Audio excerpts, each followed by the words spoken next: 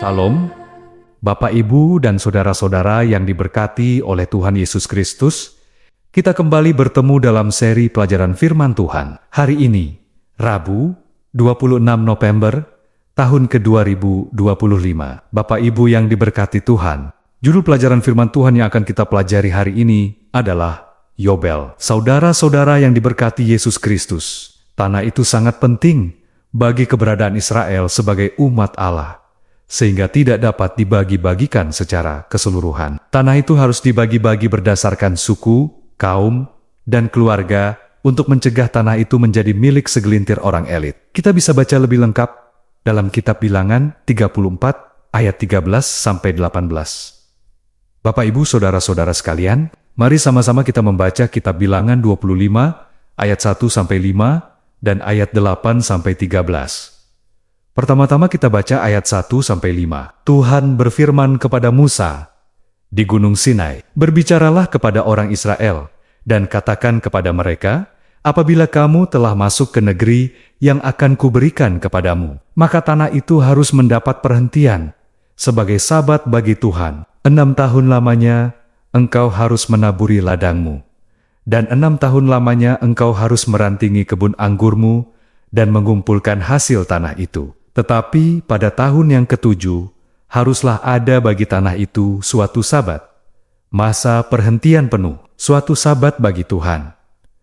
Ladangmu janganlah kau taburi, dan kebun anggurmu janganlah kau rantingi, dan apa yang tumbuh sendiri dari penuaianmu itu, janganlah kau tuai, dan buah anggur dari pokok anggurmu yang tidak dirantingi, janganlah kau petik. Tahun itu harus menjadi tahun perhentian penuh bagi tanah itu." Berikutnya Bapak Ibu sekalian, kita baca ayat 8-13. Selanjutnya, engkau harus menghitung 7 tahun sabat, yakni 7 kali 7 tahun, sehingga masa 7 tahun sabat itu sama dengan 49 tahun. Lalu engkau harus memperdengarkan bunyi sangkakala di mana-mana dalam bulan yang ke-7, pada tanggal 10 bulan itu. Pada hari raya pendamaian kamu harus memperdengarkan bunyi sangkakala itu di mana-mana di seluruh negerimu. Kamu harus menguduskan tahun yang ke-50 dan memaklumkan kebebasan di negeri itu bagi segenap penduduknya. Itu harus menjadi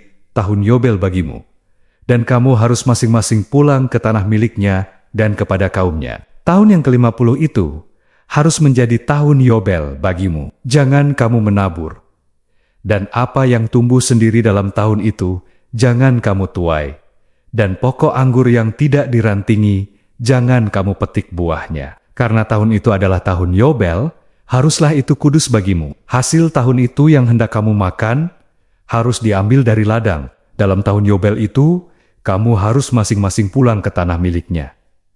Saudara-saudara sekalian, apakah tujuan dari tahun Sabat dan tahun Yobel? Berbeda dengan Mesir, di mana penduduknya secara teratur kehilangan tanah mereka dan menjadi budak Firaun. Tujuan Tuhan bagi bangsa Israel adalah agar mereka tidak pernah kehilangan hak mereka tanpa batas waktu. Tidak seorang pun di luar kaum dan keluarga yang pada awalnya diberikan tanah itu dapat memiliki tanah tersebut. Bahkan, menurut rencana Tuhan, tanah itu tidak akan pernah bisa dijual. Tanah itu hanya bisa disewakan sesuai dengan nilainya yang ditentukan oleh jumlah tahun yang tersisa sampai tahun Yobel berikutnya. Oleh karena itu, kerabat seseorang yang terpaksa menjual tanah leluhurnya memiliki kewajiban untuk menebusnya, bahkan sebelum tahun Yobel. Kita bisa baca itu di dalam kitab Imamat 25 ayat 25. Bapak Ibu sekalian, pembagian tanah menjadi jendela ke dalam hati Tuhan. Sebagai Bapa Surgawi kita, Dia ingin anak-anaknya bermurah hati kepada mereka yang kurang beruntung, dan mengizinkan tanah mereka untuk memberi makan mereka setiap tahun ke-7. Tahun Sabat menerapkan prinsip perintah Sabat dalam skala yang lebih besar. Selain menghargai dan mendorong kerja keras, kepemilikan tanah juga menuntut rasa hormat dan kebaikan kepada mereka yang menghadapi tantangan keuangan.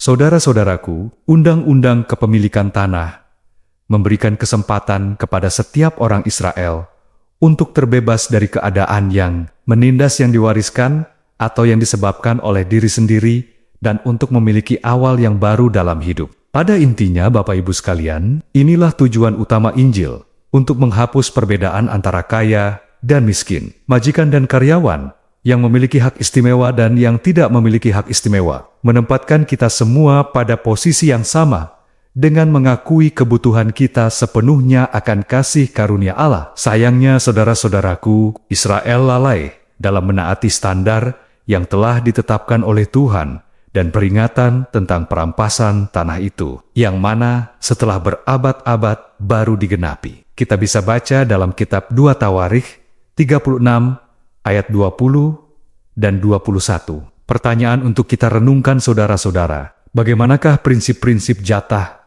tanah milik bangsa Israel dan hari Sabat dapat mengingatkan kita bahwa di mata Tuhan kita semua setara? Bagaimanakah Sabat dapat menolong kita untuk mengatakan tidak pada lingkaran konsumerisme yang eksploitatif dan kejam yang menjangkiti banyak masyarakat? Bapak Ibu saudara-saudara yang diberkati oleh Tuhan Yesus Kristus, sampai di sini pelajaran firman Tuhan bagi kita hari ini. Terima kasih karena sudah turut belajar firman Tuhan bersama-sama dengan kami. Tuhan memberkati kita seluruhnya. Amin.